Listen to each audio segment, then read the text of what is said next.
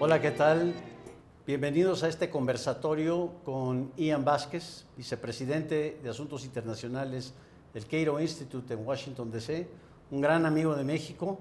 Ian es también una persona con la cual yo en lo personal, junto con Grupo Salinas y varias otras instituciones, hemos hecho varios proyectos aquí en México. Así que vamos a hablar con él, vamos a dialogar con él el día de hoy sobre libertad humana y progreso humano. Hola Ian, ¿qué tal? Bienvenido. Bien, gracias por la invitación. Ian, uno de los proyectos más importantes en los que has estado colaborando en el último año de esta pandemia ha sido un tremendo libro llamado 10 Trends, las 10 tendencias que debemos observar que cada persona que quiera aprender, cada persona inteligente debe tener en cuenta. Platícanos un poco de este libro. ¿Qué los motivó a realizar su publicación? Además, como podemos ver, es una verdadera obra de arte, es algo que podemos tener ahí simplemente como decorativo en nuestras casas. Es verdad, este libro se trata de, en realidad, no solamente de 10 tendencias globales, sino más de 70, en que agarramos data de todo tipo de indicador de bienestar humano o de bienestar del planeta, para poder enseñar con datos cómo le va a la humanidad. ¿Ha habido o no progreso? Y esto es parte de un proyecto todavía más grande que se trata del progreso humano, investigar cómo nos va como humanidad. Porque si tú le preguntas, y ya se han hecho encuestas por todo el mundo, en los países alrededor del mundo, si tú le preguntas a la gente educada, ¿cómo le va al planeta? ¿Cómo le va a la humanidad? ¿Cómo le va al mundo? La respuesta en su mayoría de los casos es siempre estamos pésimos y vamos de mal a peor. Estábamos mucho mejor antes. Estábamos mucho mejor antes. Y vamos hacia abajo. Estábamos mucho mejor antes. Y se han hecho varios tipos de preguntas. Por ejemplo, ¿qué cree usted que ha ocurrido con la pobreza mundial en las últimas décadas? Y la mayoría de la gente contesta que se ha duplicado, cuando la verdad es que ha estado en decaída de una manera inédita en la historia del mundo. Estamos ya por debajo del 10%, por primera vez en la historia de la humanidad. En el año 80 estábamos por encima del 40% de la población en extrema pobreza mundial. O sea, esto es un tremendo progreso, Roberto. Nunca se ha visto. En los últimos 40 años ha disminuido la pobreza extrema de 40% a menos de 10%. A menos de 10%. Esa es una de las tendencias que nosotros documentamos en este libro, porque nos parece que es muy importante que la gente aprecie bien que no estamos viviendo en los peores momentos, sino todo lo contrario. La humanidad está viviendo en los mejores momentos de toda su historia. Somos más, tenemos mejor salud, tenemos más años de vida, tenemos más seguridad física que en cualquier otro momento, y cada vez más está el planeta en mejores condiciones medioambientales. Estamos viviendo en el mejor momento de toda la historia de la humanidad, y ese es el caso con casi cualquier indicador que uno puede ver. Por ejemplo, crecimiento económico. Mira, la historia del crecimiento económico es una historia del progreso que nos dice dos cosas. Por casi toda la historia de la humanidad, miles de años, el crecimiento económico era prácticamente cero durante miles de años. Y después, en el siglo XIX, a principios del siglo XIX, ocurrió algo que era una explosión de riqueza. Primero en Europa y después se vino a extender cada vez más, en que esos países lograron escapar de la pobreza masiva, porque en esos tiempos toda la humanidad, un 80 o 90% de la humanidad, vivía en extrema pobreza.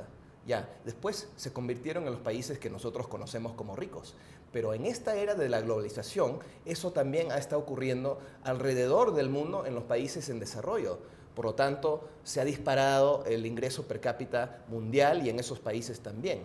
Ahora, eso nos quiere decir que el progreso es inédito, lo que hemos estado viendo últimamente, pero también que es una cosa relativamente reciente en la historia de la humanidad. El mismo concepto del progreso, esa idea de que dentro de tu propia vida, por tu propio esfuerzo, vas a mejorar tus condiciones de vida, dentro de tu propia vida es una cosa moderna, es una cosa reciente en la historia de la humanidad, porque antes no se pensaba así, porque no era el caso.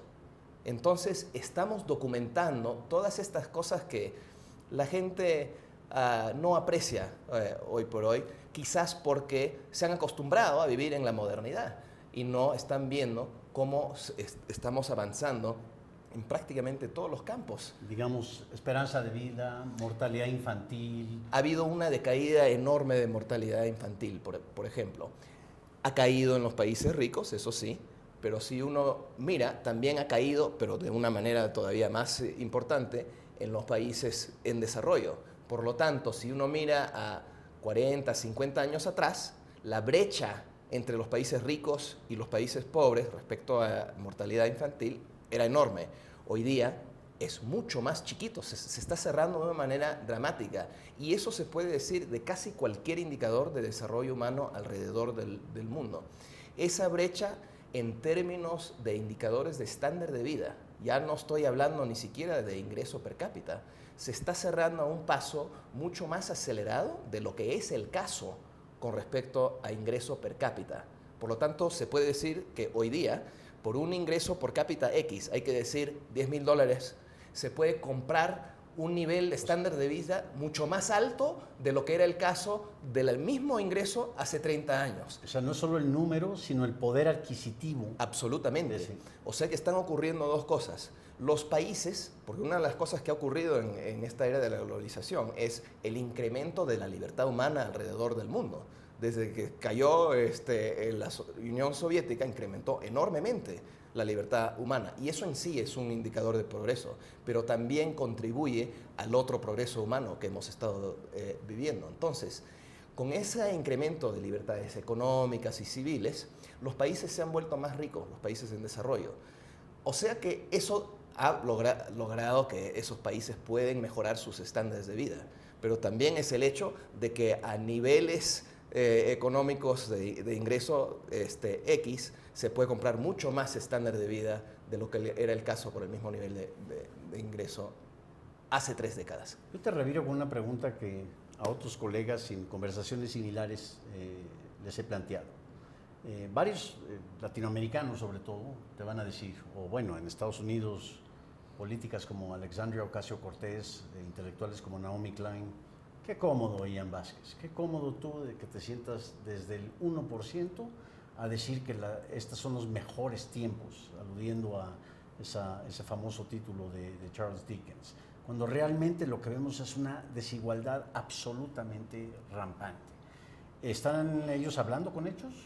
No, es que esto podemos poner a un lado la ideología, es por eso que hemos presentado los hechos. Estos son hechos que nosotros los recogemos desde el Banco Mundial o las Naciones Unidas o universidades o expertos profesores en todos los temas. Y no importa por dónde se le mira, es la misma historia, una historia de gran progreso.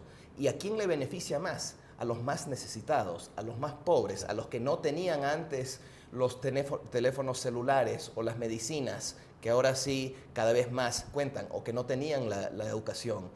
Y eso es lo que está ocurriendo como nunca ha ocurrido en toda la historia de la humanidad. Y ese es el punto que es muy importante, despreciar eso y decir que hubo otro tiempo anterior que era mejor, o que hay una receta que es mejor, sin dar la evidencia, me parece súper irresponsable.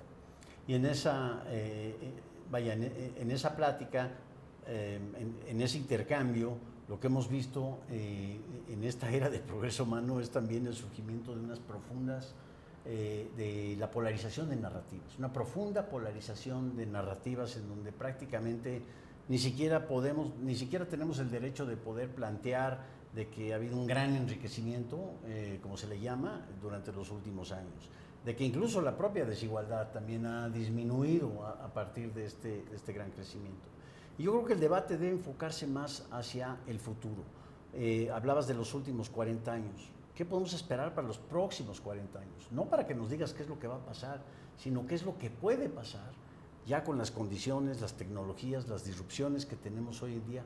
¿Cómo visualizan eso en el proyecto? proyecto que tú diriges? Es una buena pregunta, porque es por eso que esta evidencia que estamos presentando del pasado es tan importante, porque esto no ocurrió por casualidad, se basa por encima de unas ciertas instituciones y políticas que lo podríamos llamar políticas de apertura, políticas que han predominado en general en el mundo. De libertad humana. De libertad humana, de un concepto de humanista de liberal, ¿no? Que aprecia la libertad en todas sus dimensiones, la económica, la civil, la personal, la política, y esas son las instituciones y las políticas que han llevado adelante a la humanidad. Por lo tanto, si existe una narrativa que desconoce los hechos, los pone al lado y dice algo contrario a la verdad para poder plantear y tirar para la ventana para poder plantear otra narrativa y tirar por la ventana lo que sí ha funcionado, bueno, entonces el futuro puede tomar otra dirección. Ahora, lo que podemos esperar si seguimos en esta dirección positiva en que hemos estado, podemos esperar que el progreso sea todavía más sorprendente, todavía más dinámico y todavía más acelerado. Estamos hablando de cosas que quizás para nosotros es impensable. Te doy un ejemplo.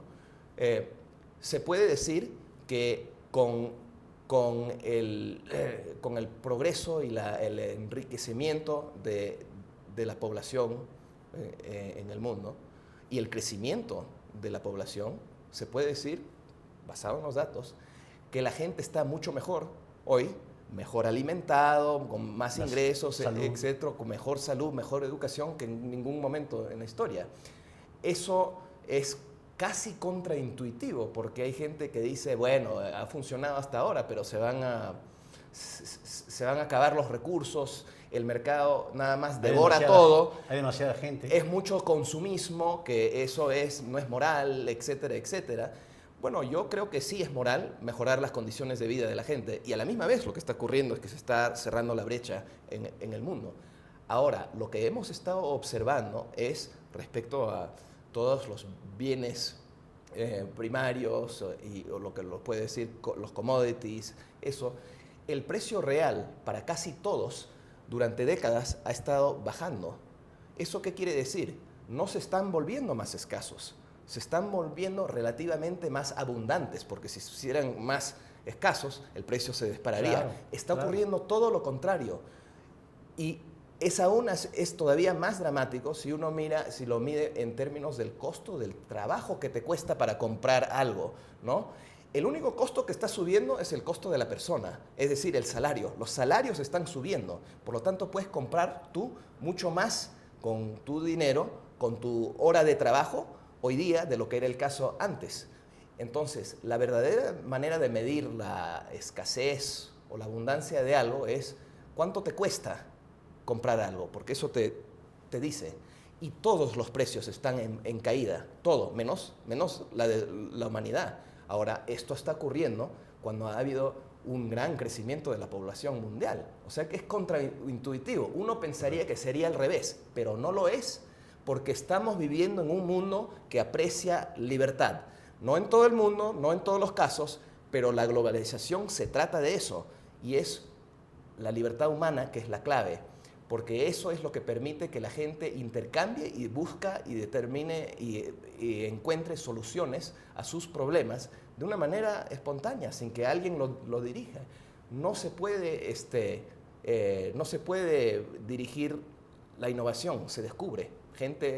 Es ensayo y error, y la gente se equivoca, pero solamente en la libertad se pueden encontrar las grandes soluciones a los grandes problemas de la humanidad, y eso es lo que se está dando ahora, a tal punto, y esto es a donde va el mundo, que el uso absoluto de los recursos ya están cayendo. No es solamente que el uso, que para llegar de un lado al otro el tanque de gasolina te lleva más largo. No, el uso absoluto que se está dando, especialmente en los países ricos, en Estados Unidos, en Gran Bretaña, los países nórdicos, los países libres, ya están en una fase llámase de globalización, de capitalismo, yo lo digo libertad humana, en que sí, ese uso absoluto está empezando a ir para abajo, mientras que hay más personas, más prosperidad, y eso se llama libertad.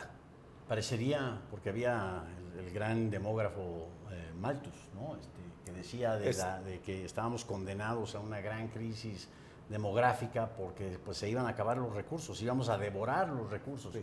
Y tú lo que estás diciendo parecería ser exactamente lo opuesto, que a más personas, ¿por qué? Porque a más personas, más posibilidades, oportunidades de talento. A más personas, más, por supuesto, más oportunidades. Pero esto se dio únicamente cuando el mundo empezó a apreciar el intercambio voluntario, el comercio, permitirlo, romper los monopolios y los privilegios de los gobernantes y los señores y incrementar la libertad, proteger la propiedad privada, los contratos, respetarlos, crear un Estado de Derecho donde eso sea posible, y de eso surge todo este progreso y permite que las innovaciones que se den exploten para salvar a la humanidad, como está ocurriendo hoy día con las medicinas y las vacunas para el COVID. Bueno, eso es algo increíble, que en 10 meses tuvimos una vacuna, algo nunca antes visto en la historia del ser humano. Solamente se pudo hacer eso con la libertad y con la globalización, porque se trataba de varias empresas enormes que tenían que levantar miles de millones de dólares para ver si esto funcionara o no. ¿De dónde lo levantaron? Bueno, era una multinacional trabajando con en otro país, con inmigrantes que vinieron de Turquía. Otra era un grupito pequeño que no tenía su propio dinero, pero pudo recurrir al mercado de capitales en Nueva York para levantar esa cantidad de dinero. Y podrían haber fracasado, pero existe en libertad esas instituciones que nos salva una y otra vez. No hay que tirar eso por la ventana. Ciertamente que no. Concluyamos con 2 minutos. América Latina. ¿Qué futuro le ves al progreso humano? Parecería que nosotros somos un contraejemplo a ese progreso humano. Es que por largo tiempo América Latina ha sido una mediocridad cuando se mira como región, ¿no? Tenemos un índice de libertad humana donde medimos esos niveles alrededor del mundo y América Latina siempre está en el promedio, siempre o abajo. Venezuela, claro, ¿no? Ahora la región, por supuesto, es muy diversa. Tenemos a Venezuela y Cuba en el piso y Chile y Perú muy arriba, ¿no? O sea que es una región muy diversa.